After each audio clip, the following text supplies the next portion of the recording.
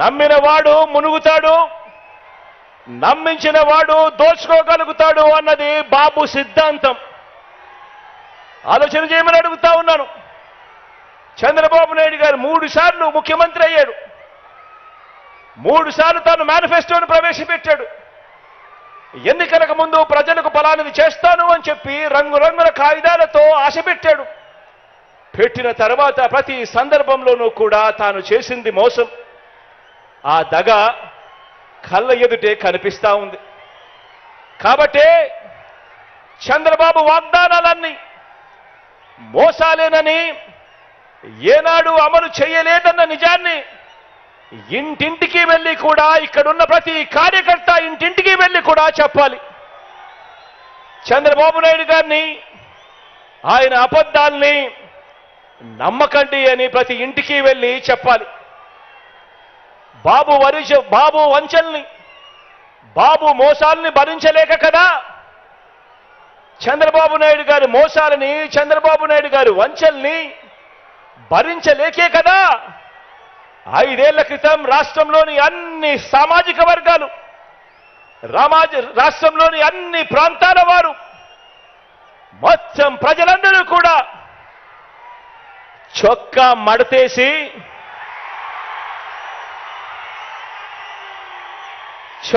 మడతేసి బాబుకున్న కుర్చీలను కూడా మడిచి చీపుళ్లతో ఊడ్చి వారి పార్టీని శాసనసభలో 102 నుంచి 23కు తగ్గించారు కదా అని అడుగుతా ఉన్నాను. అదే పని మరోసారి చేయడానికి, చొక్కాలు మడత వేయడానికి సిద్ధంగా ఉన్నారా?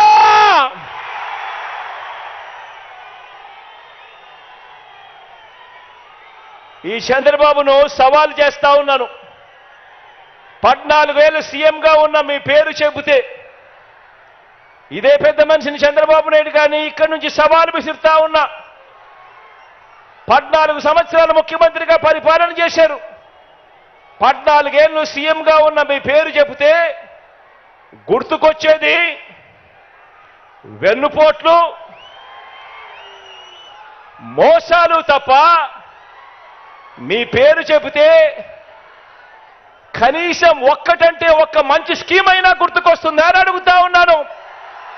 కనీసం మీరు చేసిన ఒక్కటంటే ఒక్క మంచైనా గుర్తుకొస్తుందా అని అడుగుతా ఉన్నాను. 2 చేతులు పైకెత్తి ఇలా ఇలా ఇలా ఇలా ఇలా ఇలా ఇలా ఇలా ఇలా ఇలా ఇలా ఇలా. మరి ఈ పెద్ద మనిషి చంద్రబాబు నాయుడు గారు చేయలేని పనులన్నీ దేవుడు దయతో మనం కేవలం ఈ 57 నెలల పాలనలోనే ఎంత చిత్తశుద్ధితో, ఎంతటి మమకారంతో చేశామో ఇవాళ 4 మాటలతో వివరిస్తాను. ఆ పథకాలన్నీ ఇక మీదట కొనసాగాలంటే ప్రతి పేద కుటుంబానికి, ప్రతి రైతన్నకు, ప్రతి అక్క చెల్లెమ్మకు, ప్రతి విద్యార్థికి, ప్రతి అవ్వాతాతకు, ప్రతి సామాజిక వర్గానికి ఎంతటి అవసరమో మన పాలన